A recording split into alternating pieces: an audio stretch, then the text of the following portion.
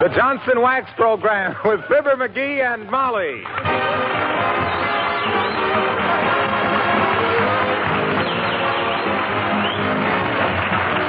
The makers of Johnson's Wax and Johnson's Self-Polishing Glow Coat present Fibber McGee and Molly, written by Don Quinn, with songs by Martha Tilton and the King's Men, and music by Billy Mills. The show opens with Sing a Song of Spring.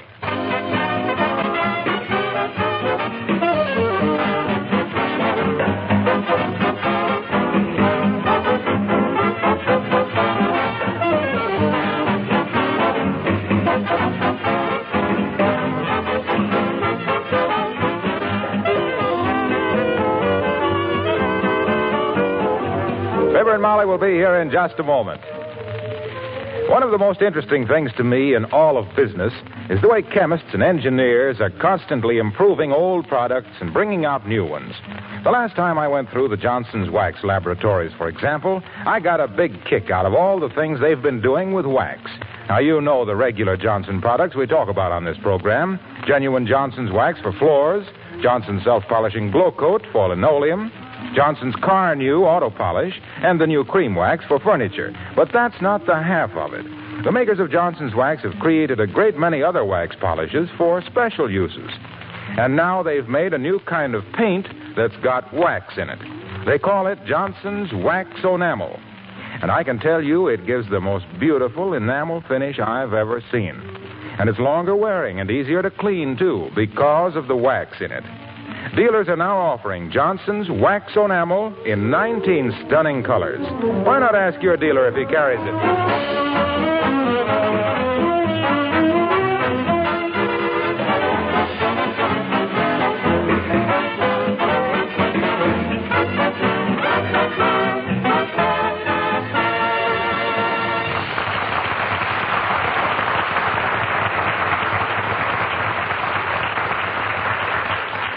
The saddest phrase to man or mouse is, "Come on, sweetheart, let's clean the house." And here at number 79, where life till now was smooth and fine, comes labor, tough and acrobatic, like hauling junk down from the attic. Wives wallow in it, men think it folly, like these two, Fibber McGee and Molly.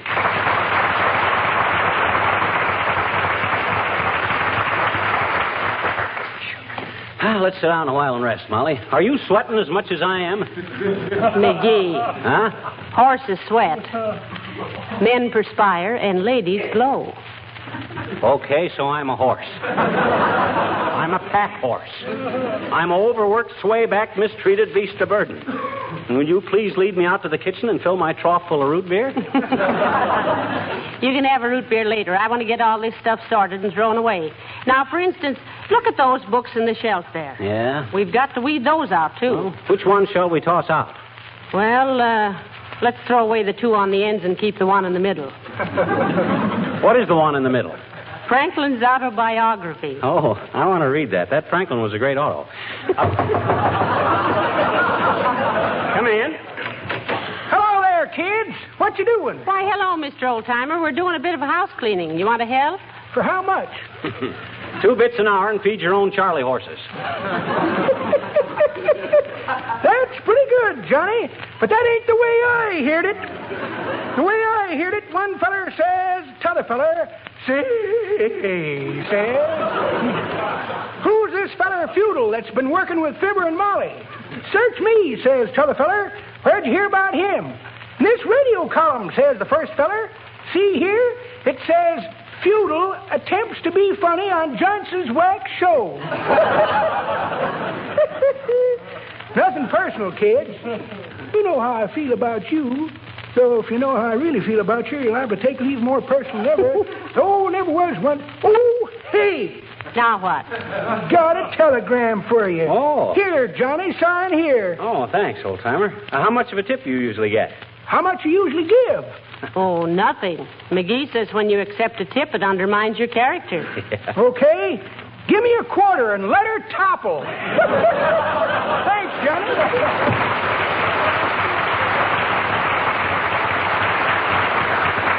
Well, who's the wire from, McGee? I'll see. Hey, it's from my brother, Alexander. Zan? Yeah. Why, you haven't heard from him in a long time. No. What's he say? Says arrived okay in San Francisco. Tough trip, tired but happy. What's he mean, tough trip? Oh, he lost an election bet and had to push a peanut with his nose from New York to San Francisco. Yeah. Heavenly days. Well, he still made pretty good time, didn't he? Oh, I don't know. He bet against McKinley.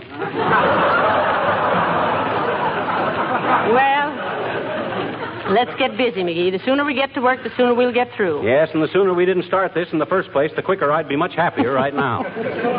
If I'd ever realized what you got there. Never you mind. Well, what you blushing about? What you reading? Well, if you must know, it's some old love letters. You mean you've been keeping them things? Sure. Oh, you can't get me for a breach of promise now. Here. Smell 'em, McGee. What do you mean, smell 'em? Did I write that bad? Now, don't be silly. I've been keeping 'em in sachet. Well, you can sashay right back up to the attic with them. I don't want them things laying around. Well, I promise you, dearie, as soon as I read them through once more, they'll be burnt up. And so will I. This is a beautiful one. It says... No, please, Molly. Now, not out loud. Somebody might be listening. Well, if they aren't, we'll hear from Racine. But listen. This says, my precious blue-eyed butterfly. Oh, sure. My precious blue-eyed butterfly. Spread your lovely golden wings and fly away with me tonight to a movie. I sure took that flight of fancy into a tailspin, didn't I? You certainly did. Well, maybe my letters weren't so hot, but I had to do something to beat that other guy's time. You mean Otis Cadwallader? Yeah. Otis X. Cadwallader. What do you mean, X. Cadwallader? You know what I mean. He knew you were crazy about Francis X. Bushman, so he put an X in his name, too. Well, I think it was pretty devoted of him to change his name for me. I done better than that. I changed your name for me. Well, anyway. Oh, McGee. Listen to this. I won't listen. All right. Heavenly days. This is sweet. What's it say? I guess I kind of got a morbid curiosity about them. When a guy realizes what a drip he's been, it's too late to fix the faucet.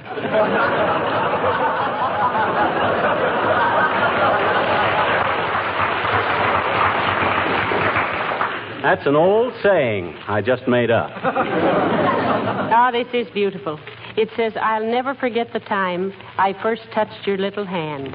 It was inside a bag of popcorn at the ball game.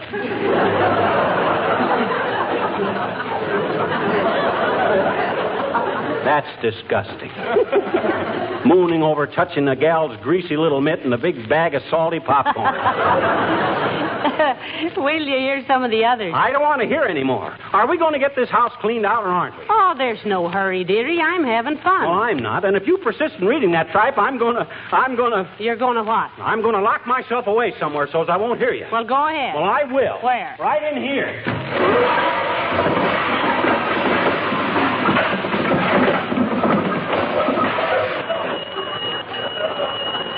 And while I'm in here, I'll straighten out this closet.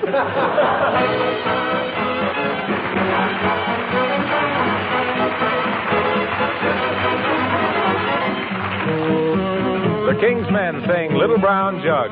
My wife and I live all alone in a little log hut we call our own. We're so happy, warm and snug, as long as we have our little brown jug. Oh, ha, ha, you and me, little brown jug, don't I love thee? Ah, ha, ha, you and me, little brown jug, don't I love thee? When I'm working on my farm, I carry a little brown jug under my arm. I sit me down in the shade of a tree and I say, you fly, don't bother me. Ah, ha, ha, you and me, little brown jug, don't I love thee? Ah, ha, ha, you and me, little brown jug, don't I love thee?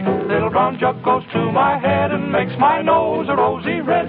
In the dark it shines so bright and never gets lost on the blackest night. Ah, ha, ha, you and me, little brown jug, don't I love thee? Just we two, me and you, having a great big spree.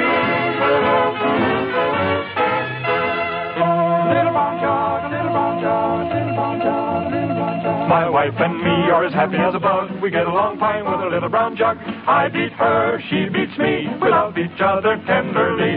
Oh, oh, you and me. love thee. In the winter time you warm my toes. Every time I tip you up, down it goes. You and me, little brown jug, don't I love thee? You and me, little brown jug, don't I love thee? Can't you see? I love the little brown jug for me.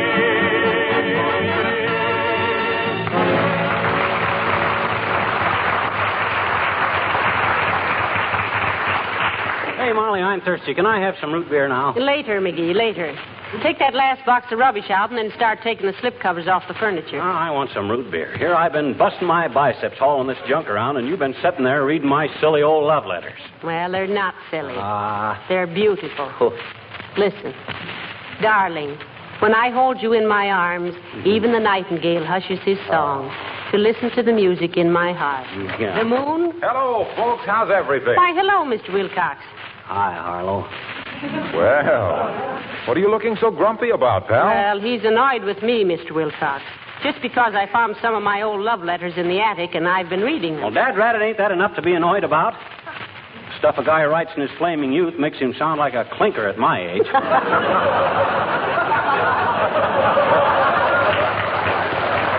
Let me read him one, dearie. Mr. Wilcox will judge for himself. No. Don't be a pest with my past. Don't listen, Wilcox. Oh, I want to hear this, Fibber. I was young once myself, you know. Oh, yeah? You can't kid me.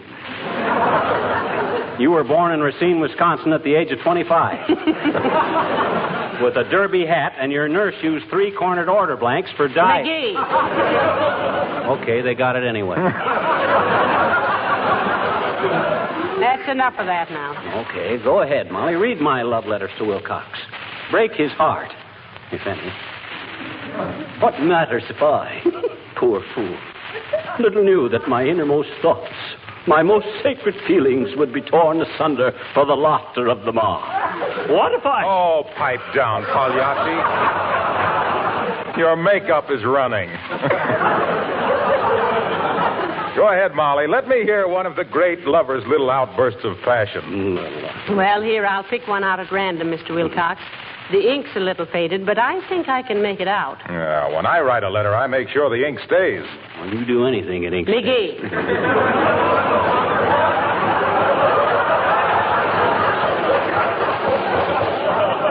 Are you ready, Mr. Wilcox? Go ahead. Quote the stupid to me, Cupid.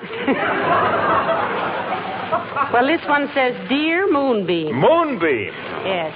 Dear Moonbeam, I could not sleep last night for thinking of your sweet face. I didn't write that stuff.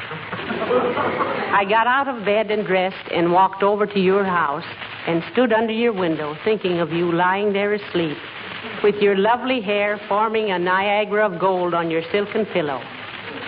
Suddenly I burst into song like a troubadour of old, serenading his loved one. Then your window opened softly, and I got a pitcher of water on my head. Why didn't you tell me you had changed rooms with your old man, sweetheart? Dad, Rat, Molly, if you haven't got any more regard for my feelings... Oh, be quiet, Fibber. What are you crabbing about? That stuff about the Niagara of gold was pretty snappy. Well, I don't care if it was... Huh? You think it was, huh? Certainly. Oh. Certainly it was. And, baby, I know love letters when I hear them, too. Really? Why, sure. I get love letters all the time. Subtle, ain't he, folks? The Army deferred him when they heard the flat-footed way he gets into these things.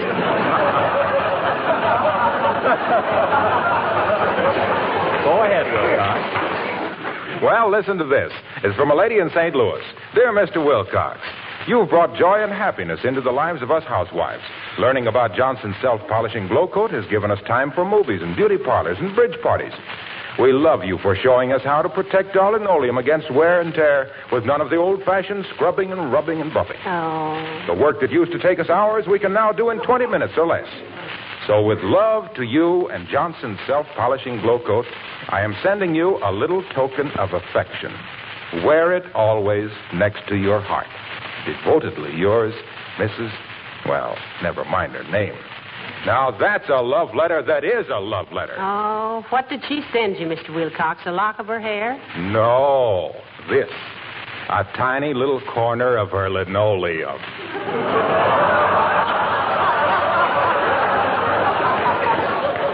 Isn't it beautiful? Oh, stop kissing it, you big ninny. Well, when you use Glow Coat, you can afford to wear your heart on your sleeve, pal. It makes work so easy you don't have to roll them up. So long now.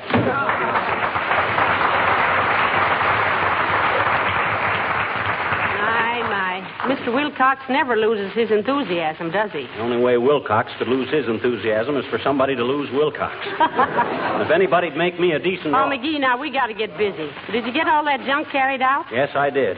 While you were daydreaming over them slushy little missiles of mine. No, you don't mean missiles. You mean missives. I do not. Missive means big, oversized. No. That's massive. I thought a massive was the guy that gave you a massage. Nah, that's a masseur. Masseur is Mister in French. That's Monsieur. Well, then what's a missile? A missile is something you throw. That's what I say. Throw them letters out. I ain't going to stand around here and have everybody snickering at me. I'm just... McGee, calm yourself and call the junk man to haul away that rubbish. Okay, give me the phone. Here. Thanks. Hello, operator. Give me the Wistful Vista junkyard at 14th and... Oh, is that you, Mert? Every year the same thing. How's every little thing, Mert?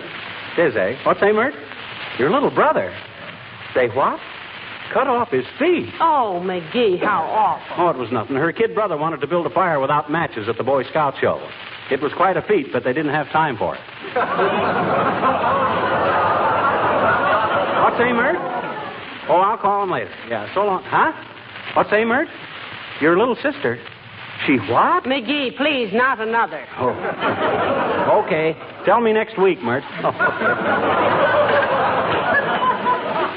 Can't get the junk man on the phone, Molly. Why not? The junk man cut the wire down. What for? Junk.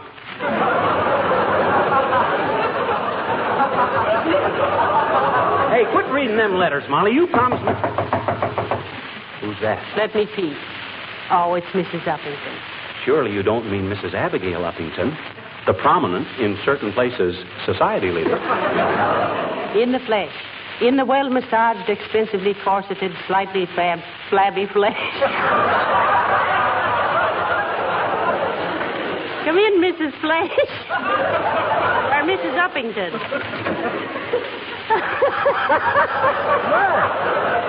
How do you do, Mrs. Uppington? Why, this is a surprise. How do you do, Mrs. McGee and Mr. McGee? Hi, Fabby. What cosmic upheaval has lured you out of your perfumed bower? Oh, it's Fifi. Fifi is lost. Oh, heavenly days, your Pekingese? Yes, my darling little Fifi. My baby. Oh, I'm so upset, really. Oh, well, calm yourself, Uppy. Where was the little perp twerp seen last? Then how was she dressed, Abigail? She was last seen down the middle of the block, and she had on her best rhinestone collar, her Saks Fifth Avenue sweater, and her little I. Miller booties. Don't that make you sick, Molly? I mean, to think of Fifi being lost. Yes, and better dressed than I am, too. Now, please, my dear, no levity. I am horribly perturbed. Why don't you advertise for her, Uppy? Oh, it wouldn't do the slightest good, Mr. McGee. Fifi can't read. Well, have you searched the neighborhood, Abigail? Oh, yes. My butler, Witherspoon, spent the entire afternoon searching for her, going round and round the block calling Fifi, Fifi, Fifi. With what results? With the result that he was soundly trounced by a brutal truck driver at whom he happened to be looking when he last called Fifi. Well, don't worry about her, Abigail. She probably eloped with some traveling Airedale.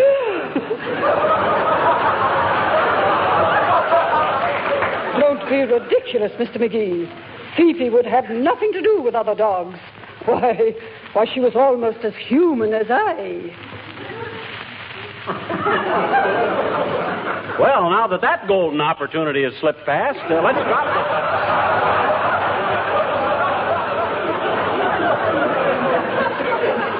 Well, Let's discuss something more amusing. Now, look at these old love letters of mine, Abigail. I found them in the attic.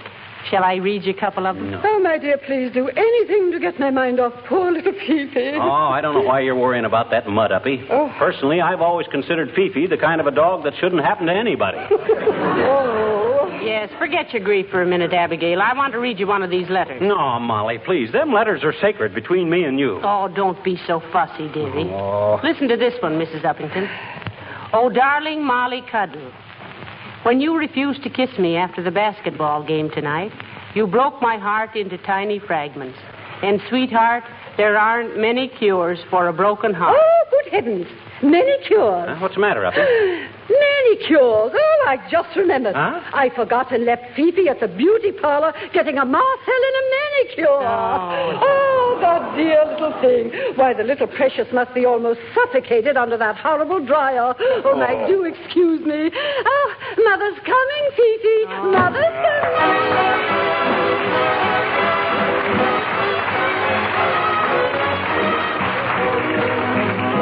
Martha Tilton sings Bayou, Bayou. Bayou, Bayou, the Louisiana lullaby. It's sweet and low. You sing it as you rock a bye. Bayou, Bayou, the Louisiana lullaby. It's blue, I know. It makes the weeping willow cry each night by the light of the moonbeam. I can hear it calling softly. It seems to whisper, come back with your June dreams. Southland's waiting. Dixie wants me. Bayou, Bayou, I wish I hadn't said goodbye. I love it so, the Louisiana lullaby.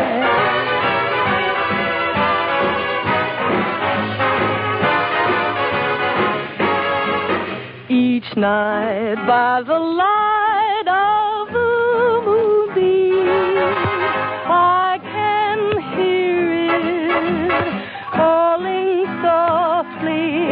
Southland's calling, Dixie's waiting. Bayou, Bayou, I wish I hadn't said goodbye. I love it so. It's the Louisiana lullaby. Bayou.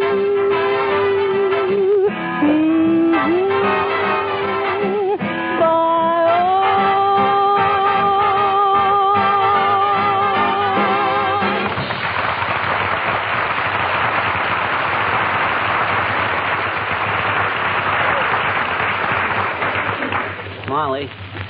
Hey, Molly. Mrs. McGee. Yes, you speaking to me, dearie? Speaking. I was yelling so loud my thorax will be sore for 7 days. Well, I'm sorry. I was so interested in these letters I didn't hear you. You know, Molly, I got thinking maybe I was wrong about those letters. They're not so bad. They're kind of poetic. Oh, they're pretty drippy, McGee. You were absolutely right about destroying them. No, now, wait a minute, Molly. After thinking it over, after all, you can... Hey, what you going to do? I'm going to throw them out the window onto the trash pile. No. There.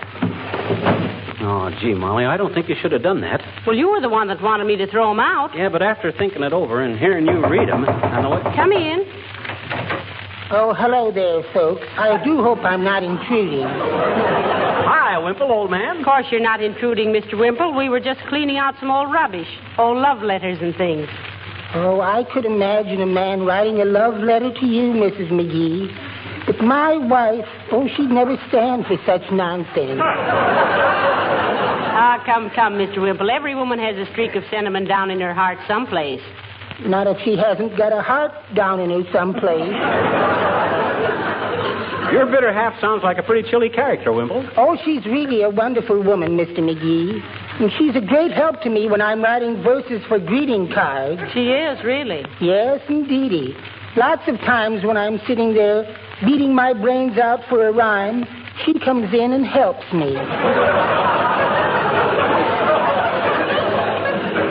I think I've met your wife someplace, Wimple. Could it have been on Halloween, riding a broom? Don't you ever lose your temper with her, Mr. Wimple? Oh, I've learned to control myself, Mrs. McGee. Yoga, you know. Yoga? How does it work, Wimple? Oh, just sitting still and concentrating, preferably in solitude, Mr. McGee. Oh. I just sit for hours and hours imagining that my soul is free. Sometimes I sit cross-legged all day long, locked in a little room under our front stairs. Well, what's the result? The result is that eventually my wife unlocks the door and I apologize and then she lets me out. Well, goodbye now. Don't come over to our house sometime. You'd hate it.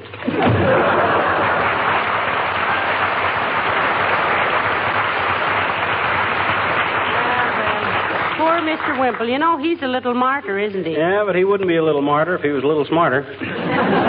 Hey, Molly, can I have some root beer now? Oh, wait a few minutes, dearie. Let's finish our work first. Now, let's see. If you'll take the rugs out and beat them. Oh, dear. Come in. How do you do? Is Moonbeam here? Who, Bud? Moonbeam, otherwise known as Gorgeous Girl, my Peoria Prairie Flower, Sugar Bun, and Gypsy Sweetheart. What on earth is this man... Oh, those letters. You mean even he knows about them letters of mine? Ah, you must be the captain of the Dreamboat. Oh, sure. Alias Tootsie. Alias A Million Kisses from You Know and Desperate. Allow me, Tootsie, to return your letters. And where did you get these letters, sir? Madam, I assure you that I have committed no offense against the postal regulations. I am not a mailbox marauder by nature. I was examining the house next door with a view towards renting it. And passing by your window, I was suddenly struck on the fedora by an avalanche of Billy Doo. And if Billy should do it again, I should be tempted to cram them down his sentimental gullet. Here, Dreamboat. Good day, Moonbeam.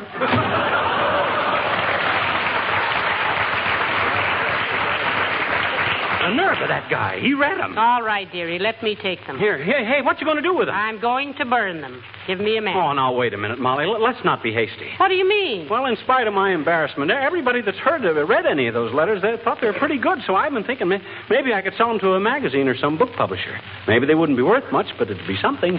You'll never publish my love letters, McGee. No, sir. I promised I'd burn them up, and I'm going to. Oh, Molly, please. Don't do that. You haven't got any right to. Oh, yes, I have, dearie. They were mine. Well, I wrote them, didn't I? No. What?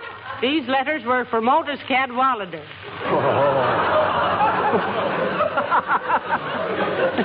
Hey, Moonbeam. Yes, Dreamboat. Can I have some root beer now?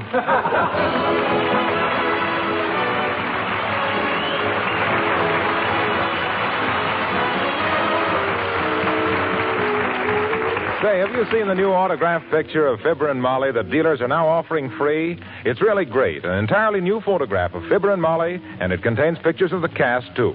How can you get one of these pictures for yourself? Listen. All you have to do is buy Johnson's Wax, Johnson's Glow Coat, or any Johnson's Wax polish in pint or pound size or larger. Your dealer will give you the autographed picture free. But I must warn you that his supply is strictly limited.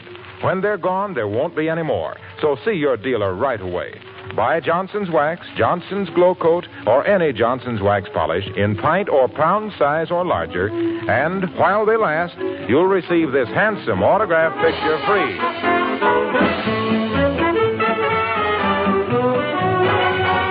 I'm sure glad you threw them letters out, Molly. You don't feel any bad effects from them, do you? You mean, do I feel like crying? No, I mean, did you catch cold? Wading through all that slush? Now, McGee, you're just jealous of Otis Cadwallader. He was a very nice boy and a wonderful dancer. Oh, sure, he was a wonderful dancer. He had to learn to dance. Why did he? The fellas down at the pool room gave him the hot foot so often. McGee. Good night. Good night, all.